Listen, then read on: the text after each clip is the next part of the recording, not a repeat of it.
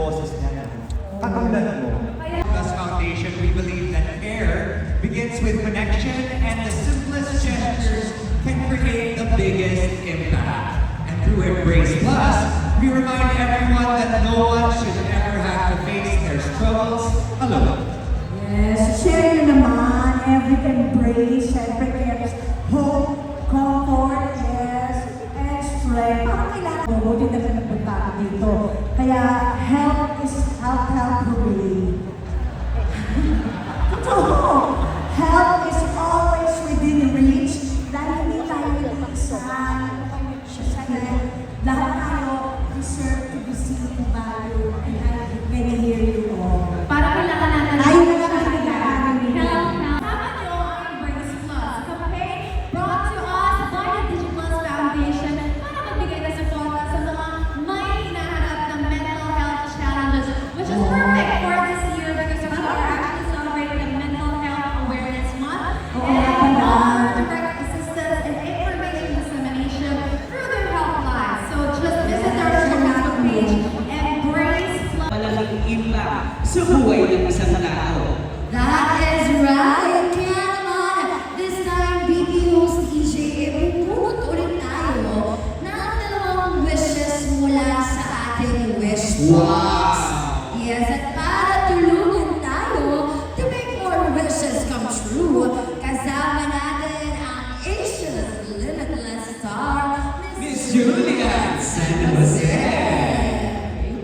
This time, Miss Julian, bubunutin po natin kung sino nga ba ang igagrant natin at ano ang kanyang lucky wish. Yes, ano nga ba ang kanyang kahilingan? Yes. Uy, mukhang mahaba. Nasira mo. Do you need help? Okay. Okay, here you go. Ang aming pong wish sa DigiPlus Foundation ay matulungan ng Scholar Reading Center dito sa Silang, Cavite na magkaroon po ng printer, bond paper at mga Tagalog storybooks para maipagpatuloy po ang aming araw-araw na reading programs para sa higit 100 kabataan na nagnanais matutong magbasa at madagdagan pa ang kaalaman sa kanilang pag-aaral. Maraming salamat po. Kakatato naman yun. Wish granted. Yes. Thank you so much, Miss Julian San Jose, for granting that wish. Tama ba? First, thank you to Big Obo Guns. Dahil isa ito sa napakalaking bagay para sa ating mga kababayan.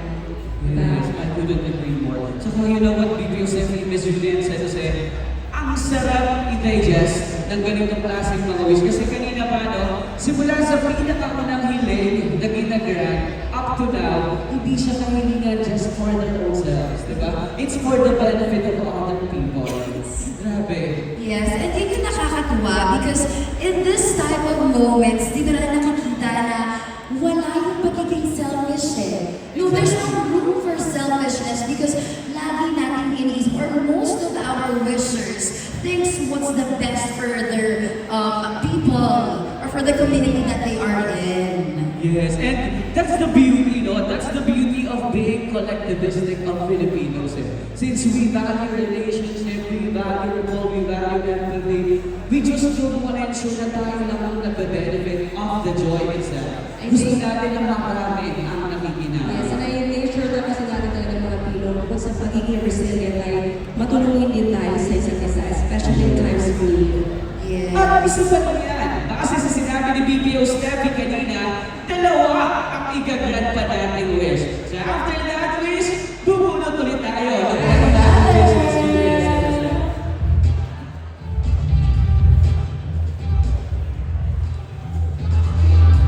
This time, BPO's TJ, tungkol saan naman kaya ang tutulungan natin? Yes, tignan natin kung para sa sarili niya na ba ito or para pa rin siya sa ibang tao. Yes. Hello po, DigiPlus Foundation. Ito po si John Escobar na malapit po ako bilang isang nanay ng 2 anak na may karamdamang osteogenesis imperfecta. Mahina po ang mga buto ng aming 2 anak na 3 and 5 years old. Kaya sana po mabigyan kami ng stroller dahil po hindi po nila kaya maglahat at maglaro. Pangarap din po nilang makapasyal sa Ocean Park. Maraming salamat po. Bakit ba tayo nandito? Alam mo, Hindi ko alam ko by just understanding and ang hirap para malaman na may mga ganitong klaseng sitwasyon na nararamdaman yung mga kapwa nating Pilipino. And imagine yung mga wish nila, not just to experience the convenience of life, but to also have fun. Para makapaglaro yung mga anak nila. yung mga anak nila. And alam mo kung tutuusin, kanina nga sinabi ng ating mga mamuhus na they can ask for money. They can ask the grandest wish that they could ever do. Pero pinili nila yung happiness ng anak nila. Because I feel like yun talaga yung essence and beauty of being a mom. Yung alam mo na iisipin mo, hindi lang yung sarili mo, but kundi yung pagmamahal na meron ka para sa mga anak mo. So nakakatuwa lang kasi we have, guys, palakpakan naman natin ang Disney Plus Foundation because ang daming pangarap na tinutupad tonight. Yes, thank you so much, DigiPlus Foundation. And of course, congratulations sa lahat ng mga wishers natin na nag-grant natin at this point. Thank you so much then, Miss Juliet San Jose, for allowing us to wishes. Plus is here to always make sure that your wish will always come through. Again, Miss Juliet San Jose, thank you for helping us.